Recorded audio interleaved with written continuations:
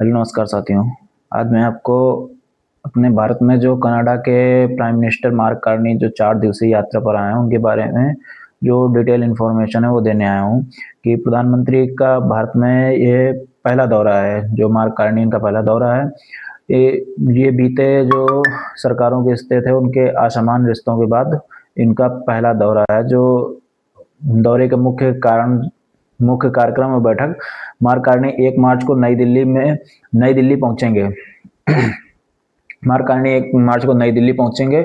2 मार्च को उनकी प्रधानमंत्री मोदी से साथ द्विपक्षीय वार्ता होगी। इस बैठक में लंबे समय से रुकी हुई व्यापक आर्थिक साझेदारी समझौते यानी सीईपीए की वार्ता को दोबारा शुरू करने की चर्चा होगी। इसके अलावा सुरक्षा सहयोग में मजबूत करने की बात होगी। अन्य देशों ने व्यापार को दोगुना करने का लक्ष्य रखा था। मतलब दोनों देशों ने अपने व्यापार को दोगुना करने का लक्ष्य रखा है। भारत के दौरे पर कार्नी ऑस्ट्रेलिया और जापान पर जाएंगे। भारत के बाद ये ऑस्ट्रेलिया और जापान पर जाएंगे। उनका पूरा विदेश दौरा 27 फरवरी से 7 मार्च तक चलेगा। इस यात्रा का मकसद जो है इस यात्रा का मकसद है कनाडा और अमेरिका की आर्थिक निर्भरता अमेरिका पर आर्थिक निर्भरता जो है उसको कम करना और नए बाजार को खोजना है। मुंबई में बिजनेस लीडर से मुलाकात की उन्होंने। भारत में निवेश को लेकर मार्क कार्नी ने मुंबई के बड़े उद्योगपतियों से तथा निवेशकों से भी मिलेंगे और इंफ्रास्ट्रक्चर, क्लीन एनर्जी और आर्टिफिशियल इंटेलिजेंस एवं एडवांस मैन्युफैक्चरिंग जैसे क्षेत्रों में संभावनाओं की चर्चा है। कनाडा पहले से भारत में निवेश कर रहा है और अब हिस्सेदारी को बढ़ाना चाहता है और पुराने आरोपों के पीछे हटे संकेत जैसे कार्नी की यात्रा से पहले कनाडा के कुछ अधिकारियों के बयान चर्चा पर है। पहले कनाडा ने आरोप लगाया था कि भारत उनकी जमीन पर हस्तक्षेप कर रहा है और लोकतांत्रिक प्रक्रिया में दखल दे रहा है, लेकिन हाल ही में एक वरिष्ठ अधिकारी ने कहा है कि अगर ऐसा गंभीर खतरा होता तो प्रधानमंत्री भारत की यात्रा नहीं कर सकते। इससे संकेत मिलता है कि ओटावा अब रिश्तों को सामान्य करने की दिशा में बढ़ रहा है। व्यापार एवं निवेश की तस्वीर जैसे सरकारी आंकड़ों के मुताबिक देखा जाए तो दोनों देशों में सालाना 21 अरब डॉलर से ज्यादा का व्यापार होता है। भारतीय आंकड़ों के अनुसार कुल द्विपक्षीय व्यापार करीब 1.2 लाख करोड़ रुपए के आसपास है। भारत और कनाडा का मुख्य रूप से दवाइयां, टेलीफोन उपकरण, ऑटो पार्ट्स, ज्वेलरी, कपड़े, इलेक्ट्रिशियन, कार्बोनेट्स एवं समुद्री उत्पाद निर्यात होते हैं। वहीं कनाडा से भारत में कोयला, वुड पल्प, आयरन, दालें, लकड़ी, कागज एवं खनन जैसी चीजों का उत्पाद होता है। भारत में लगभग जो 600 से अधिक कनाडाई कंपनी काम कर रही हैं। भारत के बड़े पेंशन फंड रियल एस्टेट एवं लॉजिस्टिक जैसे क्षेत्रों में लगभग 100 बिलियन डॉलर से ज्यादा निवेश कर चुके हैं और इन दोनों देश इस निवेश को आगे बढ़ाने पर जोर दे रहे हैं, भारत और कनाडा। ऊर्जा सहयोग में भी खास ध्यान रखा गया है। इस दौरे पर एक अहम मुद्दा जो ऊर्जा सहयोग पर थी, इन दोनों देशों यूरेनियम सप्लाई के बीच समझौते हुए जिसमें लगभग 10 साल के लिए 2.8 अरब कनाडाई डॉलर पर यूरेनियम सौदा होने की संभावना जताई, जिससे भारत परमाणु ऊर्जा कार्यक्रम में ईंधन मिल सके। इसके अलावा कच्चे तेल, तरलीकृत प्राकृतिक गैसें जैसे एलएनजी और अन्य ऊर्जा उत्पादकों में सहयोग बढ़ाने की योजना है। कनाडा प्राकृतिक संसाधनों से समृद्ध है, जबकि भारत को अपनी तेजी से बढ़ती अर्थव्यवस्था के लिए भरोसेमंद एवं स्वच्छ ऊर्जा स्रोतों की जरूरत है। 2024 में कनाडा के कुल ऊर्जा नियमित निर्यात में भारत की हिस्सेदारी 761.5 बिलियन डॉलर थी, जबकि भारत का आयात 206 मिलियन डॉलर रहा। अब इस हिस्सेदारी को बढ़ाने का लक्ष्य है। सुरक्षा, तकनीकी एवं शिक्षा पर भी काफी बात हुई है, जिसमें दोनों देशों ने राष्ट्रीय सुरक्षा सलाहकार के उच्च स्तरीय पर बात हुई। कूटनीतिक एवं कानून प्रवर्तन जैसे अधिकारियों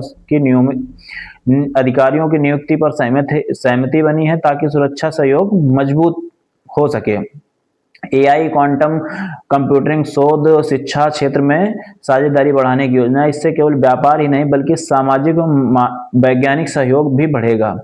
सीईपीए जिसे कॉम्प्रहेंसिव इकोनॉमिक पार्टनरशिप एग्रीमेंट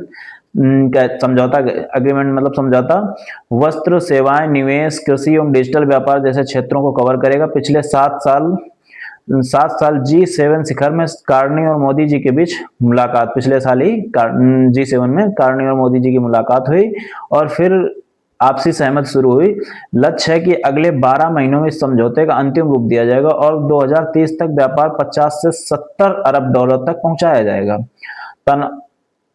2023 में खालिस्तानी नेता हरदीप सिंह निज्जर की कनाडा में मृत्यु के बाद इन दोनों देशों के रिश्ते काफी खराब हुए तथा तत्कालीन प्रधानमंत्री जो थे जस्टिन ट्रूडो, उन्हें इस पर भारतीय एजेंटों पर आरोप लगाया था कि ये, जिसे भारत ने पूरी तरह खारिज किया था कि भारतीय एजेंट जो हैं उन्होंने निज्जर को मरवाया है।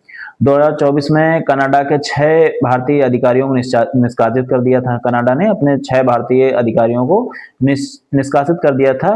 भारत ने इसके जवाबी में उठाए कदम जैसे वीजा सेवाएं और अन्य जो सेवाएं हैं उनको रद्द कर दी थी और CEPA उसी समय ठप हो गया था। मार्च 2025 में मार्क कार्नी प्रधानमंत्री बने, जिससे रिश्ते सुधारने की कोशिश करी तथा जो कनाडा में उच्चायुक्त दिनेश पटनायक ने कहा कि इस दौरे से संबंधों को रीसेट करने का मौका है, मतलब इस दौरे से संबंध काफी हद तक सही होंगे। और 2021 प्रवासी भारतीय जो कनाडा में हैं, तो 2021 की जनगणना के अनुसार अगर देखा जाए तो कनाडा में 83.6 लाख जो विदेशी जन्मे हैं, कुल आबादी का 23%। भारतीय विदेशी मंत्रालय के मुताबिक कनाडा में लगभग 16 लाख भारतीय मूल के लोग रहते हैं। पाकिस्तानी मूल के लगभग 3 लाख लोग रहते हैं और जो वहां से निकाले गए थे कनाडा से भारतीय और अन्य देशों के, 2025 से पहले 10 महीने का आंकड़ा जो है कनाडा से 2831 भारतीय नागरिकों को देश से निकाला गया। फिर पिछले साल 18,775 लोगों को देश से निकाला गया, जिससे भारतीय दूसरे नंबर पर था। अभी 29,542 लोगों पर कार्यवाही की प्रक्रिया चल रही है, जिसमें 6515 लोग भारतीय शामिल हैं, जिनको मतलब निकाले हैं कनाडा से, जो नियमों के उल्लंघन करके पहुंचे हैं उन लोगों के लिए ही है। रिश्तों की ऐतिहासिक भूमिपृष्ठ को अगर देखा जाए तो 1947 से भारत की आजादी के बाद इन दोनों देशों में औपचारिक संबंध हुए। 1974 में परमाणु परीक्षण के तनाव बढ़ा और परमाणु सहयोग रुका। 1985 में एयर इंडिया फ्लाइट 182 विस्फोट से रिश्तों पर असर पड़ा। 2010 में मनमोहन सिंह जी के दौरे के दौरान परमाणु सहयोग पर समझौता हुआ। 2015 में प्रधानमंत्री मोदी ने कनाडा दौरे पर कई समझौते हुए। 2023 में फिर तनाव बढ़ा, जिसे अब कम करने की कोशिश की जा रही है। मार्क कार्नी का दौरा औपचारिक यात्रा नहीं है, बल्कि दोनों देशों के लिए एक नया मौका है। व्यापार, ऊर्जा एवं तकनीकी सहयोग बढ़ाने के लिए, साथ ही पुराने मतभेदों को पीछे छोड़कर भरोसा बहाल करने के लिए भी बहुत जरूरत है। ये रही कनाडा और भारत की अपडेट।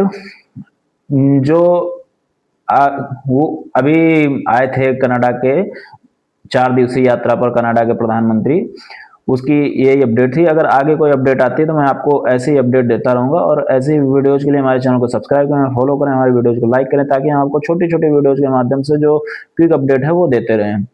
और आप अपनी राय अगर कुछ रखना चाहते हैं तो कमेंट बॉक्स पर रखिए। धन्यवाद।